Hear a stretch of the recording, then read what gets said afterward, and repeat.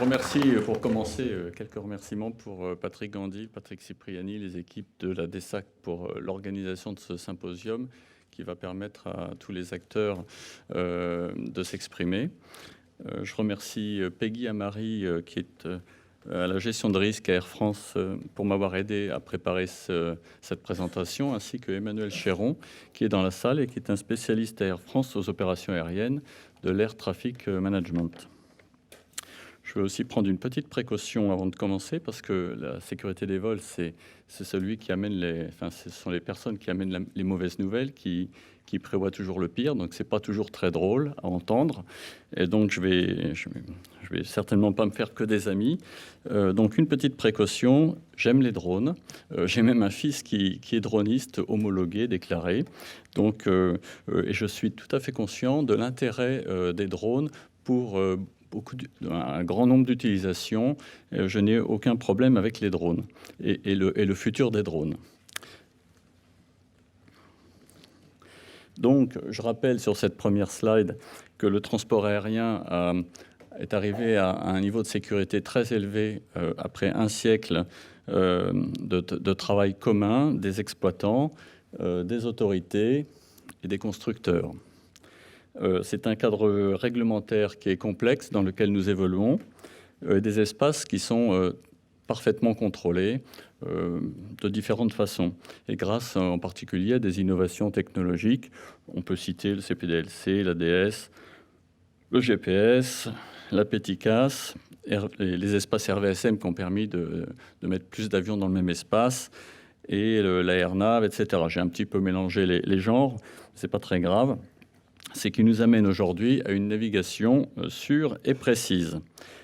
Mais je suis venu ici pour lancer une alerte. Je vais parler de menaces, parce que pour moi, aujourd'hui, les drones dans notre espace que nous utilisons avec des gros avions, des avions de ligne, sont une menace.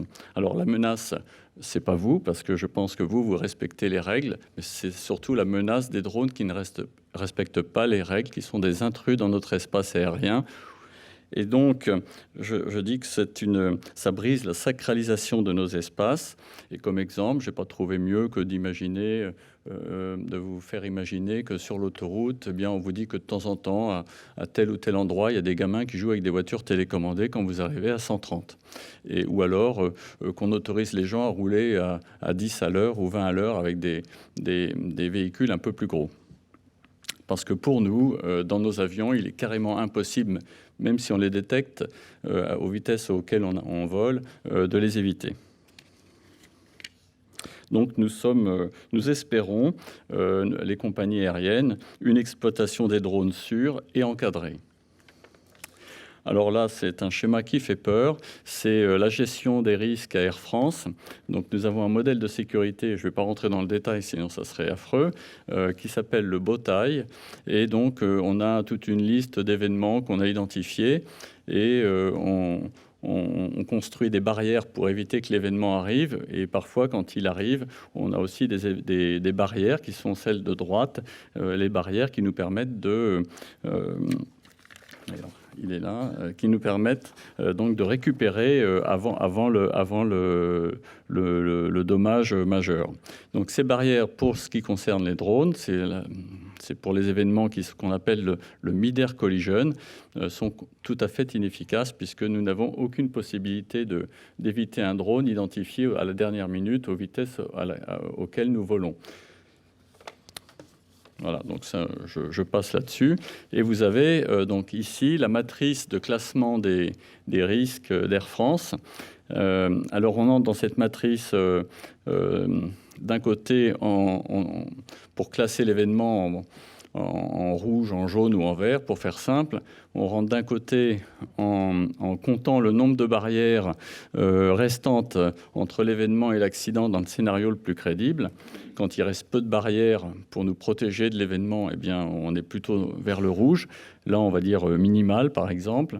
Et de l'autre côté, on rentre avec l'effet de l'événement sur, par exemple, modéré, blessure ou dommage à l'aéronef majeur. On est souvent dans le majeur pour certains cas de drone.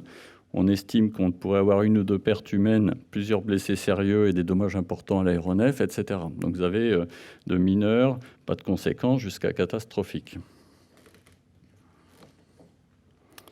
Donc on appelle ça donc la gravité de l'accident potentiel. Et en haut, c'est la distance à l'accident dans le contexte du jour.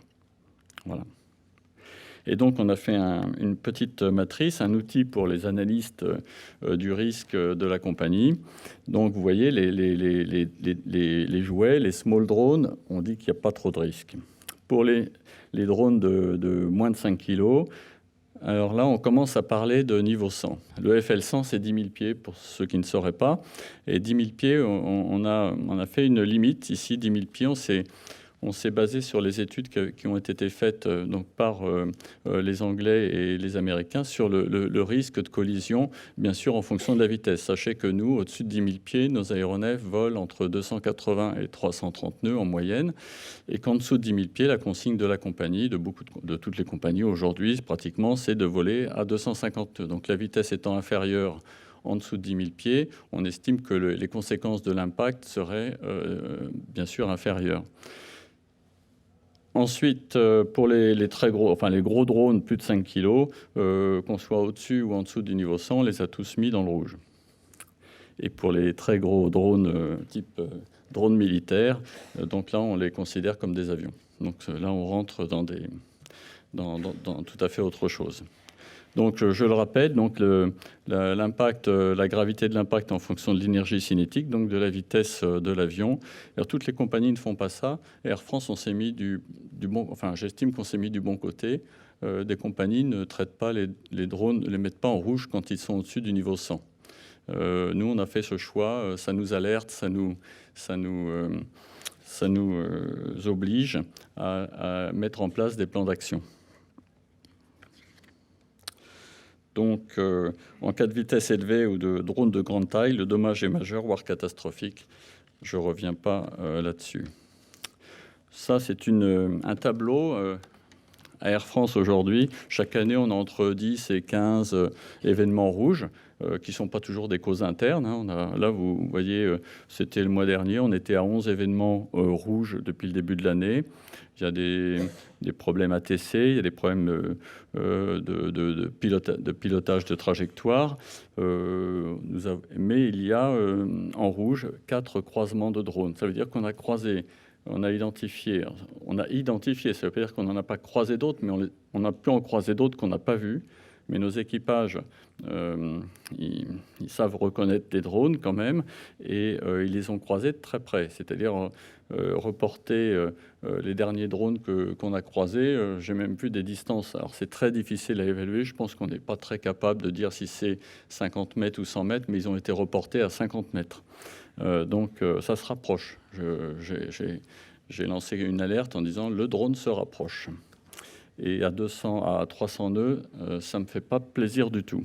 Donc 4 drones sur l'année. 4 drones rouges sur l'année. On en a beaucoup d'autres en dessous de 10 000 pieds qui ne sont donc pas rouges. Là, voilà un petit tableau qui vous donne... Alors, je vais vous les traduire. Vous voyez l'augmentation. Ce qui est intéressant de voir, c'est l'augmentation entre 2016 et 2019. On est à 0,15. Alors, il y a les rouges. Les jaunes, c'est moins grave, en dessous du niveau 100.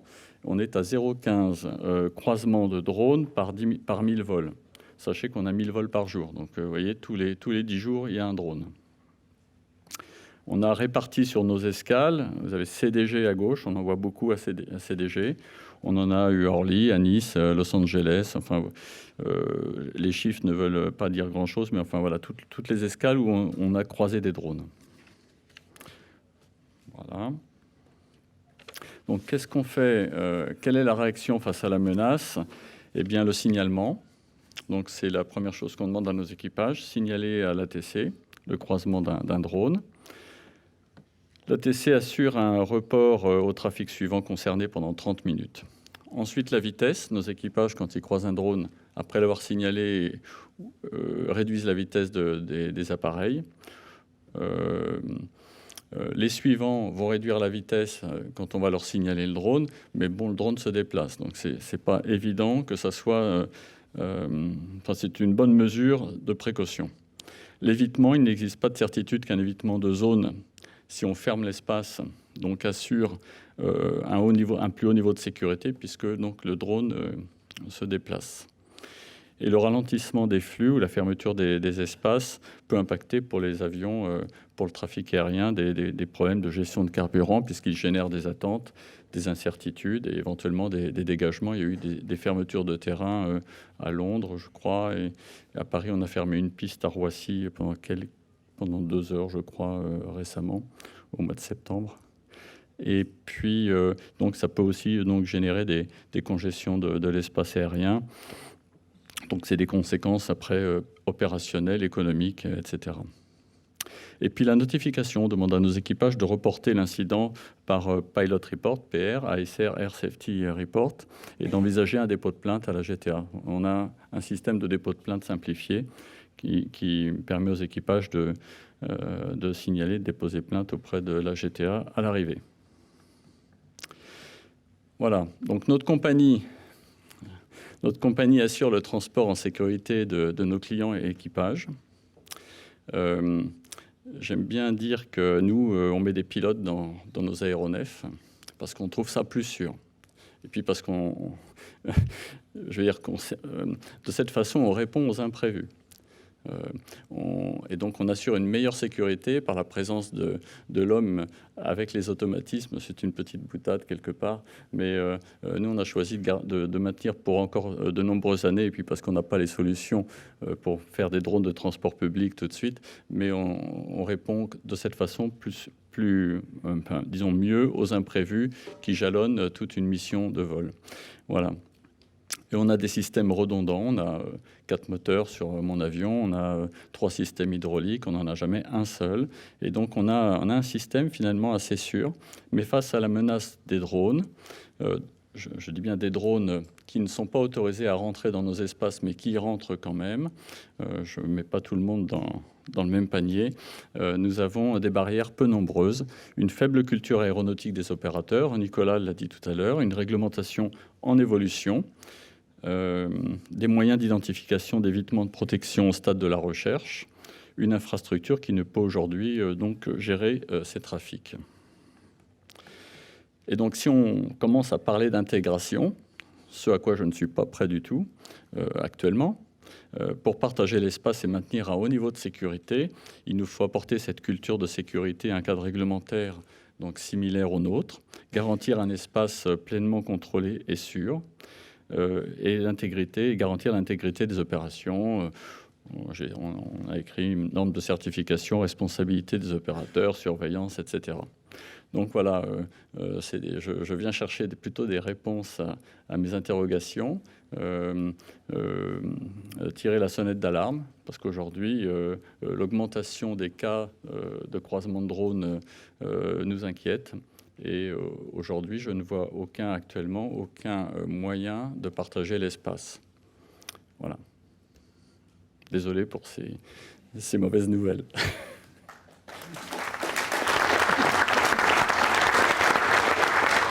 Mesdames, Monsieur le Directeur, cher Patrick, Messieurs, bonjour à tous. Alors, d'un côté, l'espace aérien est une ressource partagée par de nombreux acteurs, c'est le thème de l'intervention. Et puis, d'un autre côté, je vais vous présenter la Fédération nationale de l'aviation marchande, parce que nous aussi, on se partage la représentation des professionnels de l'aérien. C'est particulièrement vrai au travers de 4 grands métiers, les compagnies aériennes françaises de tout type, dont Air France, qui vient de s'exprimer, l'assistance aéroportuaire, donc le traitement de l'avion au sol sur les aéroports, les aéroports eux-mêmes en tant que membres associés, la maintenance, qui est parfois utilisatrice de drones, avec des solutions innovantes, et puis les autres activités COSEX, dont l'aviation générale, dont les drones, justement, sur lequel je vais mettre un petit peu plus l'accent en complément de ce qui vient d'être dit.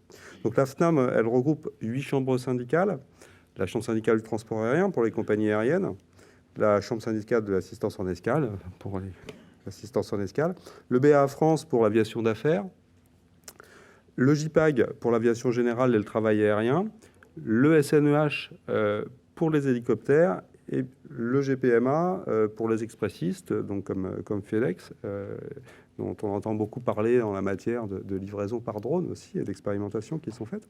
Et la maintenance comme Sabena Technique. Je l'ai dit tout à l'heure, les aéroports au travers de l'UAF et des French Airport, des aéroports de francophones. Et puis, dernier arrivé en fin 2015, la Fédération professionnelle du drone civil, dont je salue Marianne Renaud, la présidente, avec qui j'ai un petit peu préparé cette intervention. Bref, la FNAM, on représente 95% des usagers professionnels, hors aviation récréative et de loisirs, bien sûr, usagers professionnels de l'espace aérien national au travers de plus de 370 membres. Donc en fait, pour faire simple, la FNAM, on représente tout ce qui fait voler ou contribue à faire voler un aéronef à titre onéreux, d'où la question essentielle qui est celle du partage de l'espace aérien entre acteurs professionnels d'avions pilotés, avec un pilote à bord ou avec un télépilote au sol. Ce qui n'est parfois pas sans générer certaines dissonances cognitives dans notre organisation, donc j'ai tendance souvent à être schizophrène. Donc à ce titre, et comme M. Gobert, je précise tout de suite à titre de précaution, moi aussi, j'aime les drones.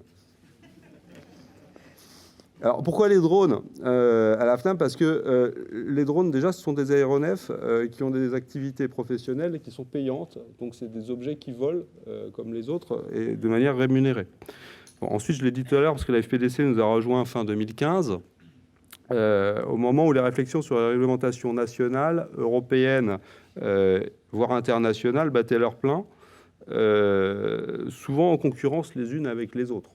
On était sur un tapis roulant et on avançait en marchant sur 3 tapis roulants par ailleurs qui avançaient en même temps. C'était pas évident de s'y retrouver, il n'y avait pas vraiment de cadre. Le cadre était en train de se créer et il s'est aujourd'hui stabilisé, comme l'a indiqué tout à l'heure Nicolas Marcoux. Et puis il faut aussi noter que l'EASA a fini par clarifier un petit peu ses règles applicables. Et l'EASA aussi est une ressource partagée, donc on est vraiment dans un monde où tout s'interconnecte. Je précise aussi, et c'est important en matière de sécurité des vols, que la FPDC nous a rejoint pour donner un statut social aux télépilotes professionnels et des possibilités de formation professionnelle. Je pense que Marianne y reviendra avec un référentiel de formation ambitieux. Et puis, aussi bizarre que ça puisse paraître, les télépilotes, ils relèvent désormais de la Convention collective du transport aérien personnel au sol, ce qu'on appelle la CCNTA-PS. Alors, c'est un peu paradoxal parce que c'est un pilote, un télépilote, mais c'est quand même un pilote qui a les 2 pieds sur terre et il ne peut même pas être sur un véhicule en mouvement. C'est pour ça que c'est un personnel au sol. Donc, finalement, la FNAM, qui a la responsabilité de la contractualisation des rapports sociaux et traite de la formation professionnelle, n'est pas si logique que ça.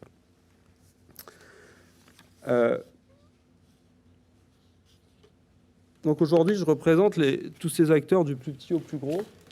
Et il faudra d'ailleurs que je modifie les plus gros parce que les flottes évoluent. Il y a du Beluga XL, il y a moins de DC-10 chez FedEx. Et j'ai bien sûr pas la légitimité pour parler au mieux de son métier que tel ou tel acteur que je représente. Donc je laisserai faire mes collègues pour ceux qui sont là. La FNAM, elle est attachée aux problématiques de gestion de l'espace aérien et à ce que chaque activité puisse réaliser ses vols en toute sécurité, en toute équité dans un espace aérien partagé. Et je vais me concentrer sur la partie gauche de l'écran, ça qui n'a pas été évoqué tout à l'heure, l'aviation d'affaires, les hélicoptères et l'aviation générale, c'est-à-dire grosso modo tout ce qui se situe dans les basses couches, qui sont le lieu de cohabitation de nombreuses activités. Les risques de collision entre drones et aéronefs, on l'a vu dans l'exemple d'Air France, au-dessus du niveau 100 particulièrement, se sont multipliés ces dernières années, qu'ils soient fantasmés au réel, parce que c'est dur de les identifier. Encore plus dur dans de petites structures qui n'ont pas la taille et la puissance en matière d'analyse des risques et de traitement des événements que de gros acteurs. Et il faut faire cohabiter les activités drones diverses, le travail aérien, hélicoptère et avion, le service médical d'urgence héliporté dont on a parlé, les fameux vols SAMU, qui sont amenés à voler sous les 500 pieds à tout endroit du territoire national. Et puis aussi les vols de loisirs pour tout type d'aéronefs. Alors, quelques exemples de retour d'expérience de nos adhérents. Un ancien pour montrer que le risque n'est pas nouveau. C'était un vol de Cannes vers Saint-Tropez en juillet 2015 avec un petit hélicoptère, un R-44, à 2000 pieds dans la baie de Saint-Tropez. Le pilote a dû effectuer une manœuvre d'évitement au dernier moment. Un drone de faible taille était en vol stationnaire. Voilà. Un autre plus récent, dans un cadre qui est pourtant contrôlé, que sont les événements sportifs. Tour de France 2018, un des 8 pilotes engagés pour les opérations de transport de passagers VIP rapporte avoir détecté un drone en dessous de son hélicoptère, probablement de catégorie non professionnelle et peut-être piloté par un spectateur. Il a immédiatement averti les autres hélicoptères en mission, notamment pour faire des prises de vue, parce qu'il y a des prises de vue sur ces opérations qui sont soit faites par des drones, soit faites par des hélicoptères, pour l'enregistrement de la course et volant dans les basses couches afin d'éviter une collision. Donc, dans ce contexte d'espace partagé, donc, la FNAM, elle s'efforce de coordonner la représentation de ses membres, notamment au terme d'un acronyme impossible que sont les CRAGALS, dont on reparlera probablement aujourd'hui, les comités consultatifs régionaux de l'aviation générale et de l'aviation légère et sportive, qui sont les lieux de concertation pour la répartition des usages au sein de l'espace aérien et donc de la ségrégation. Mais au-delà de la ségrégation, la réduction des risques, elle repose sur les outils actuellement mis en œuvre par les professionnels, avions et hélicoptères, et quand ils sont professionnels, pour identifier et assurer la gestion des risques, ça repose sur le système de gestion de la sécurité, souvent réglementairement requis et applicable à l'ensemble des activités du secteur aérien, qui sont le cœur du sujet aujourd'hui pour nous, pour mitiguer les risques. Alors, que mettre en face côté drone de ces SGS sans générer une usine à gaz incompatible avec la nature de l'activité drone? Comment faire pour que l'expérience de la cohabitation soit bénéfique à l'ensemble des acteurs? Je voudrais vous préciser quelques pistes de réflexion issues de la remontée de nos adhérents. La première, c'est une coordination et une cohérence des travaux réglementaires nationaux et européens. C'est principalement s'assurer de la cohérence justement des mesures européennes qui traitent de la sécurité des vols et puis des mesures nationales qui relèvent du régalien, que ce soit l'espace aérien ou la sûreté, pour qu'elles soient proportionnées, progressive et basée sur des risques opérationnels et qui doivent être harmonisés avec l'ensemble des pays européens pour qu'on ait un vrai level playing field et que la France ne prenne pas de retard dans l'émergence de l'activité drone. Le deuxième point, c'est la promotion et l'utilisation des systèmes de gestion de la sécurité de façon proportionnée. Je viens d'en parler. L'INED n'est bien sûr pas, loin de là, mon idée, d'avoir un SGS pour les drones, pour les opérateurs de drones, ce qui est impossible, et briderait leur développement, mais d'imaginer quelle interface mettre en face des SGS, qui sont la structure où on gère les risques chez les opérateurs d'avions habités professionnels, pour pouvoir répondre de manière commune au traitement des sujets. Le troisième point, c'est la sensibilisation et la formation des usagers. Quand je dis usagers, ce n'est pas forcément le télépilote ou le pilote, c'est le donneur d'ordre. Il faut que les secteurs d'activité qui ont recours aux drones comprennent que ce sont des aéronefs comme les autres qui sont astreints à des règles. Souvent, contractuellement, l'opérateur de drone, il est poussé par son donneur d'ordre pour des prises de vue vidéo, pour de la thermographie, pour du relevé, à faire des choses qu'il n'est pas possible de faire réglementairement et qui posent des dangers pour les hélicoptères ou les avions, notamment quand ils volent dans les basses couches. Et puis, c'est aussi proposer aux exploitants d'hélicoptères, drones et d'aviation de mettre en place une procédure particulière pour sensibiliser leurs clients au risque des opérations simultanées entre drones et hélicoptères. Je donnais l'exemple tout à l'heure d'opérations conjointes lors d'événements sportifs. Et enfin, le dernier point, c'est la promotion des remontées d'événements et d'incidents. Tout à l'heure, on a parlé du système ECARS. Trop souvent, le système ECARS, il est en boucle ouverte. Alors, quand on a un SGS d'une grosse structure, on a à la fois beaucoup d'événements et la capacité à les traiter. Quand on est un opérateur de travail aérien, on a moins d'activités, peu d'événements et souvent peu de retours parce que c'est en boucle ouverte. Donc, pour améliorer le niveau de sécurité, il y a une forte attente de ces exploitants d'avoir un retour à leur notification. Et puis aussi que les conclusions de ces remontées puissent être présentées à l'ensemble du secteur au travers de journées de sécurité présentant les statistiques et les événements majeurs de l'année, des newsletters de type Termark. Et si je faisais un analogue, cher Sylvain, des conclusions d'un précédent symposium d'un métier qui contribuait à faire voler des avions, qui était le symposium de la sécurité sur l'aviation, sur l'assistance en escale, avait abouti à une conclusion à peu près analogue à celle que je propose. Donc, en conclusion, Et au-delà des process et des exigences réglementaires, je souhaiterais insister sur la notion d'airmanship. Tout le monde connaît les NOTAM, Notice to Airmanship, communauté à laquelle doivent appartenir les télépilotes aussi. Les pilotes d'hélicoptères et d'avions, de loisirs comme professionnels, ont une formation conséquente, des réflexes et des pratiques qui permettent d'assurer la sécurité des vols. Les professionnels du drone civil sont engagés dans des démarches de certification des formations et des qualifications des télépilotes qui vont bien au-delà des exigences réglementaires parce qu'ils ont compris que c'était un facteur d'acceptation du développement de leur activité. Au travers d'une initiative d'ailleurs de la FPDC que nous appuyons. Le partage d'un même espace aérien entre autres usagers, certes de nature différente, donc implique une connaissance équivalente du monde de l'aéronautique, ainsi que des règles et des bonnes pratiques qui le régissent. Donc c'est sur la nécessité d'une culture de sécurité aéronautique partagée entre les pilotes et les opérateurs de drones, les télépilotes, que je souhaite conclure et que je vous propose donc de le faire. En remerciant par ailleurs, alors je ne sais pas où elle est dans la salle, parce que j'ai les lumières dans les yeux, Odile Mounier, qui est chargée de mission affaires techniques, en particulier drone, à la FNAM, qui a très largement contribué à la préparation de cette intervention. Merci à vous.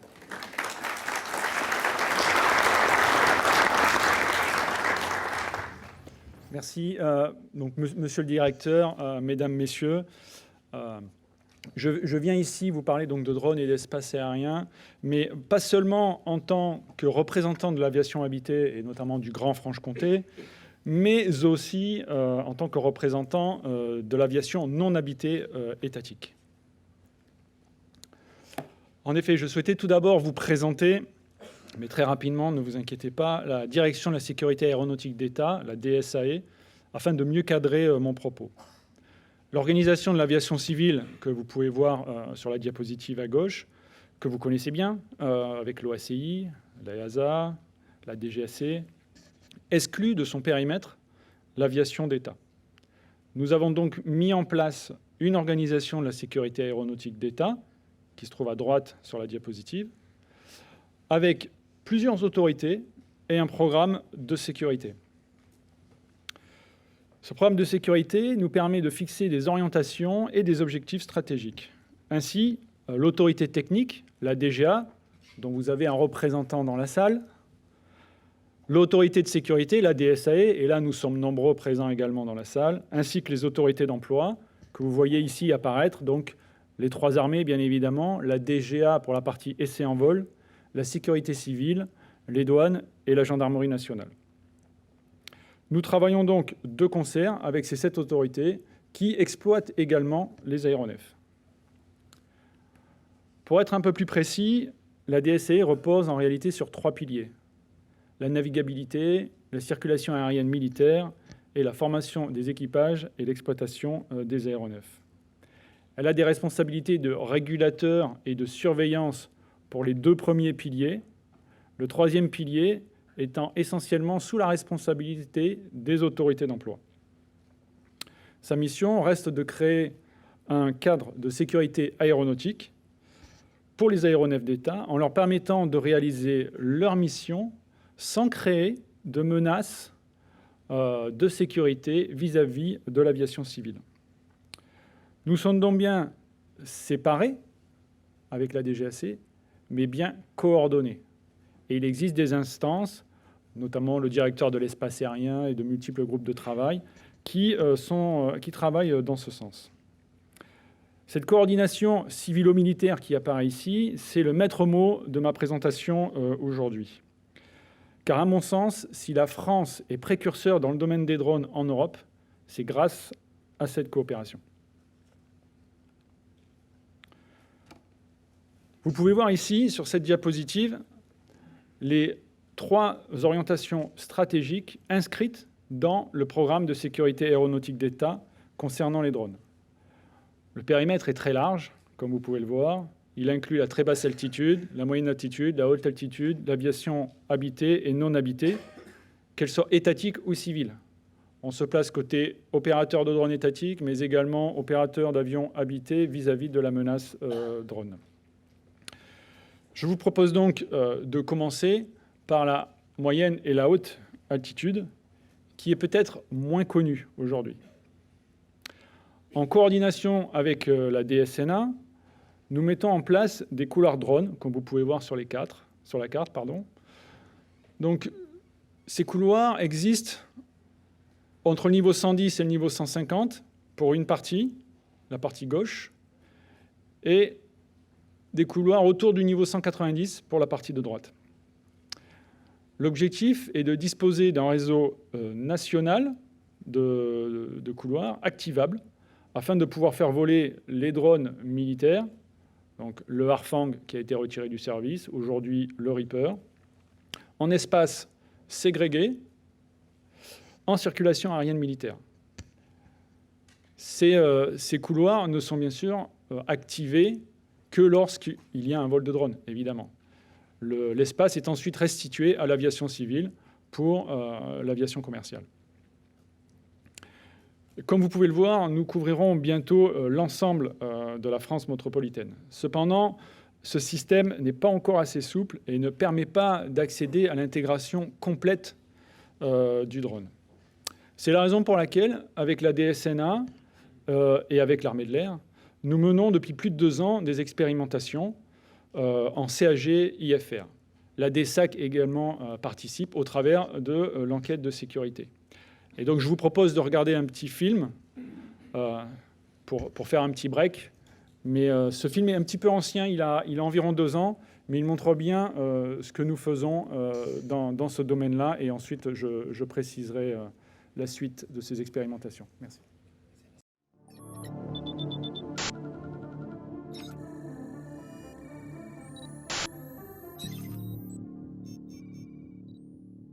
In 2017, the French civil aviation and the French Air Force took up the challenge to fly a remotely piloted aircraft system, RPAS, within the civilian air traffic, outside any segregated airspace. RPAS flights are a major topic in the European One Single Sky build-up. Their integration into civilian air traffic needs further reflections as far as their legal, technical, and operational framework. However, the Air Traffic Services and Airspace Branch, DSNA, and the Military Air Traffic Services, DIRCAM, have decided to lead scoping studies about their operational use. What's the point? It's pretty straightforward. To fly RPAS alternatively in and out of civilian air traffic, alternating with military air traffic control services to simulate a real-time ops led by the drone itself. On the 19th of December 2017, an Harfang drone took off from Cognac Air Base. It was rapidly taken care of by Bordeaux Civilian Approach Control Center. It flew over 6 hours, alternatively through civilian and military entities, and worked in a military area of responsibility, the way it would have done during a national territory protection mission. They eventually logged 6 hours of flight at a flight level 130 average altitude inside a controlled airspace involving 4 military control centers and 5 civilian air navigation services. To make this happen, it's been over dozens of hours of preparation, based upon risk mitigation studies to make sure that the experiment will comply with all the flight safety principles. There is no doubt that in the near future, the use of drones will not solely matter to the Defense Department. As the future is being built today, the users of the European One Single Sky will have to rely on the rise of drone fleets. By directing future national or European regulation dealing with drone flights issues, we will definitely preserve both civilian and military aviation interests.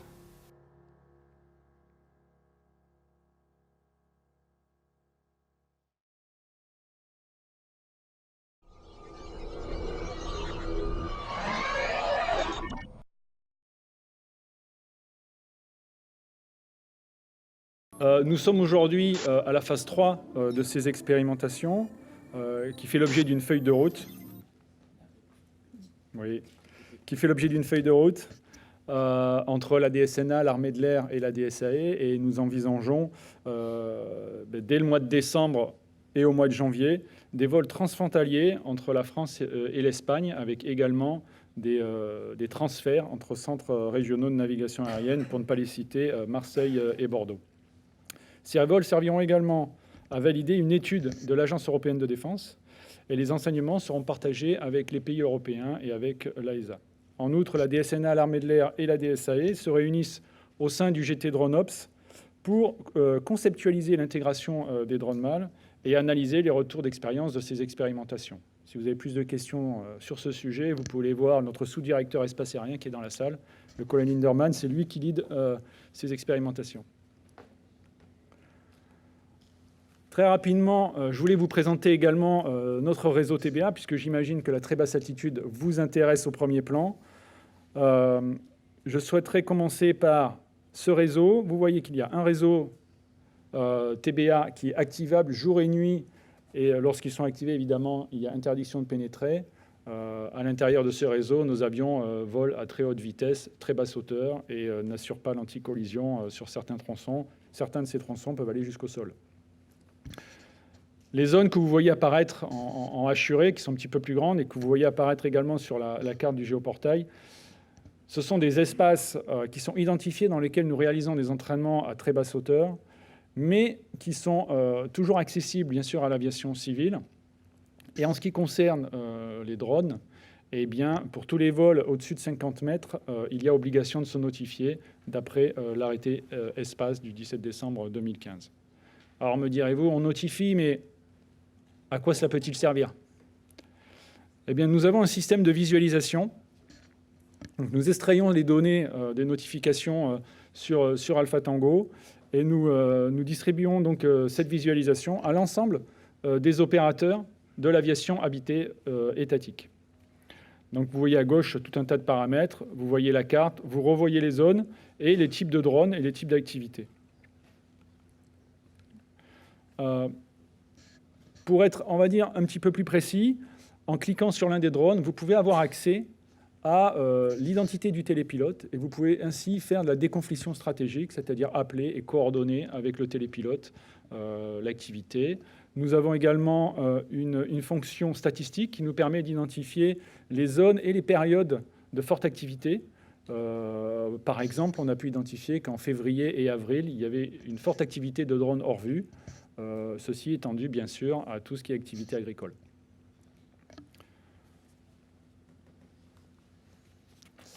Enfin,